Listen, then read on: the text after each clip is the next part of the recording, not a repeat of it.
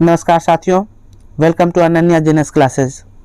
साथियों, आप सभी को अनन्या जीनियस क्लासेस में स्वागत है। आज से हम लोग घटना चक्र शुरू करने जा रहे हैं। घटना चक्र का जो इतिहास है उसको, और हम लोग घटना चक्र का जितना भी इतिहास है, प्राचीन इतिहास, मध्य इतिहास और आधुनिक इतिहास, इन तीनों पार्ट को हम लोग एक एक करके ख़त्म करेंगे। और हम लोग जो शुरू करने जा रहे हैं एंशिएंट हिस्ट्री का पहला चैप्टर पाषाण काल से। साथियों, हिस्ट्री का आप घटना चक्र का टोटल ये क्वेश्चन कर लीजिए तो आपका हिस्ट्री से रिलेटेड कोई भी क्वेश्चन नहीं छूटेगा साथियों। और इसमें सभी इंपॉर्टेंट क्वेश्चन इंक्लूड किया गया है जो कंपटीशन, जितने भी कम्पिटिटिव लेवल का एग्ज़ाम, चाहे वो बीपीएससी, बिहार दरोगा, एसएससी, रेलवे, जितना भी कम्पिटिटिव लेवल का एग्ज़ाम होता है सभी के लिए यह उपयोगी साबित होगा। तो आइए साथियों शुरू करते हैं। साथियों, पहला क्वेश्चन जो है, रॉबर्ट ब्रूस फूट थे एक। तो साथियों आपको बताना है कि रॉबर्ट ब्रूस फूट क्या थे। ऑप्शन ए भूगर्भ वैज्ञानिक, ऑप्शन बी पुरातत्वविद, ऑप्शन सी पूरा वनस्पति शास्त्री, ऑप्शन डी इतिहासकार। तो इसका राइट आंसर जो हो जाएगा साथियों ए एंड बी दोनों सही हो जाएगा साथियों। रॉबर्ट ब्रूस फूट जो थे वह भूगर्भ वैज्ञानिक के साथ साथ पुरातत्वविद भी थे। आइए इसका डिस्क्रिप्टिव देख लेते हैं साथियों। इंसाइक्लोपीडिया ब्रिटानिका के अनुसार रॉबर्ट ब्रूस फूट ब्रिटिश भूगर्भ वैज्ञानिक और पुरातत्वविद थे। जियोलॉजिकल सर्वे से संबद्ध रॉबर्ट ब्रूस फूट ने 1863 ईस्वी में भारत में पाषाणकालीन बस्तियों के अन्वेषण की शुरुआत की। अतः स्पष्ट है कि इस प्रश्न का उत्तर विकल्प ए और बी दोनों ही हो सकते हैं। नेक्स्ट क्वेश्चन है साथियों, कोपेनहेगन संग्रहालय की सामग्री से पाषाण, कांस्य और लौह युग का त्रियुगीय विभाजन किया था। तो साथियों आपको बताना है कोपेनहेगन संग्रहालय, जो कोपेनहेगन में संग्रहालय था, म्यूजियम था, वहाँ पे जो सामग्री था उससे पाषाण, कांस्य और लौह युग में 3 युग में इसको विभाजन कर दिया था। तो किसने किया था? तो ऑप्शन ए थॉमसन ने, ऑप्शन बी लुबाक ने, ऑप्शन सी टेलर ने, ऑप्शन डी चाइल्ड ने। इसका राइट आंसर जो हो जाएगा साथियों ऑप्शन ए थॉमसन ने। साथियों, कोपेनहेगन संग्रहालय की सामग्री से पाषाण, कांस्य और लौह युग का त्रियुगीय विभाजन थॉमसन ने किया था। बस आपको ये ख्याल रखना कि पाषाण, कांस्य और लौह युग का त्रियुग ये बांटा किसने? तो थॉमसन ने।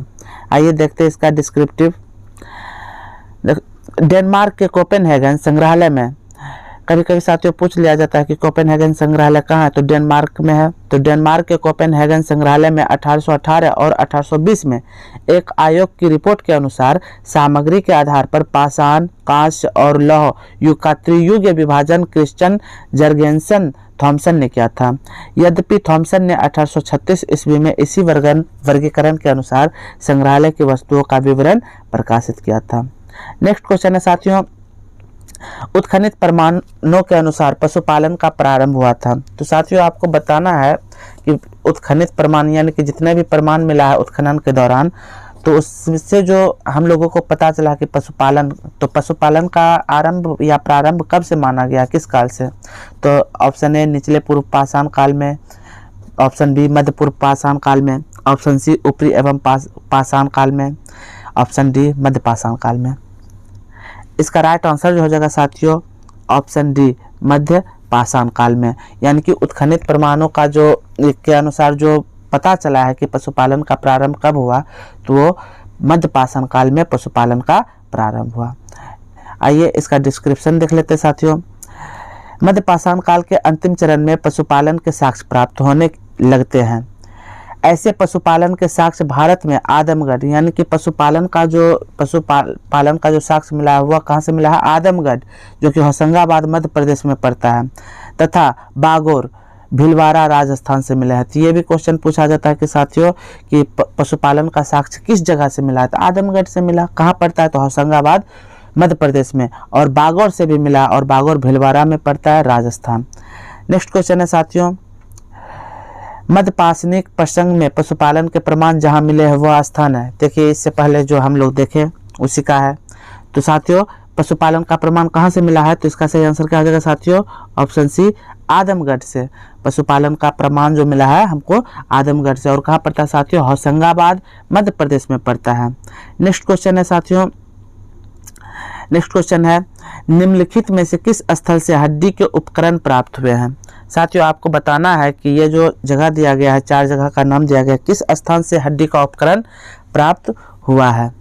तो साथियों इसका ऑप्शन है चौपनी मांडो से, ऑप्शन बी काकुरियो से, ऑप्शन सी महदहा से, ऑप्शन डी सराय नाहर राय से। तो साथियों इसका राइट आंसर क्या हो जाएगा? इसका राइट आंसर हो जाएगा साथियों ऑप्शन सी एंड डी, यानी कि हड्डी का जो उपकरण प्राप्त हुआ है वह महदहा और सराय नाहर राय से, दोनों जगह से प्राप्त हुआ है। आइए देखते हैं इसका डिस्क्रिप्शन। देखिए कहता है मध्य पाषाण कालीन महदहा, महदहा कहाँ पड़ता है साथियों? उत्तर प्रदेश के प्रतापगढ़ जिले में पड़ता है। महदहा से बड़ी मात्रा में हड्डी एवं सिंग निर्मित उपकरण प्राप्त हुए हैं।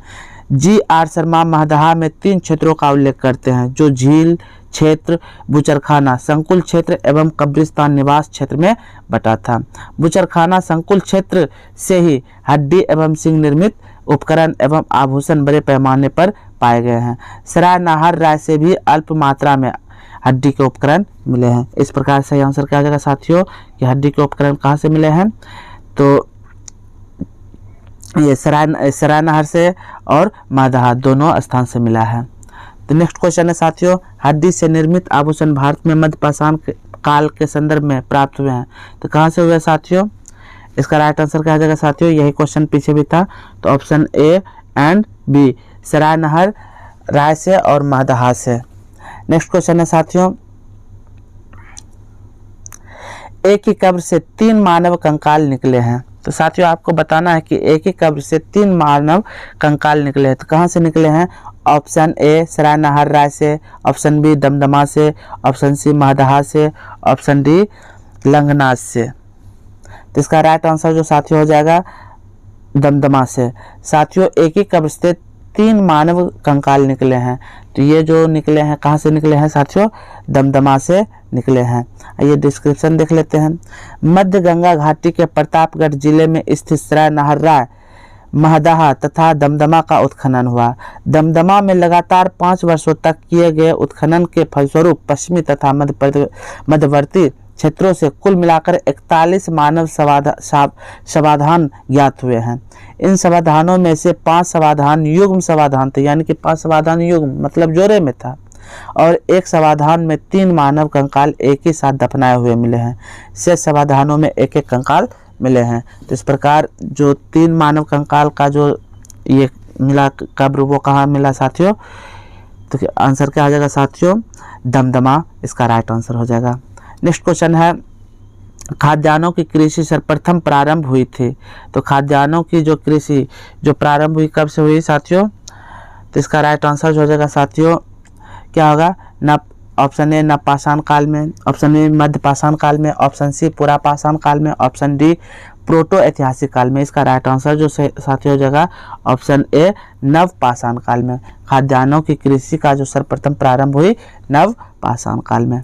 नेक्स्ट क्वेश्चन है साथियों आइए इसका डिस्क्रिप्शन भी देख लेते हैं। खाद्यान्नों का उत्पादन सर्वप्रथम नव पाषाण काल में हुआ।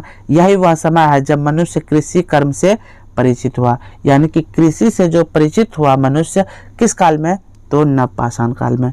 नेक्स्ट क्वेश्चन है भारत में मानव का सर्वप्रथम साक्ष्य कहाँ मिलता है?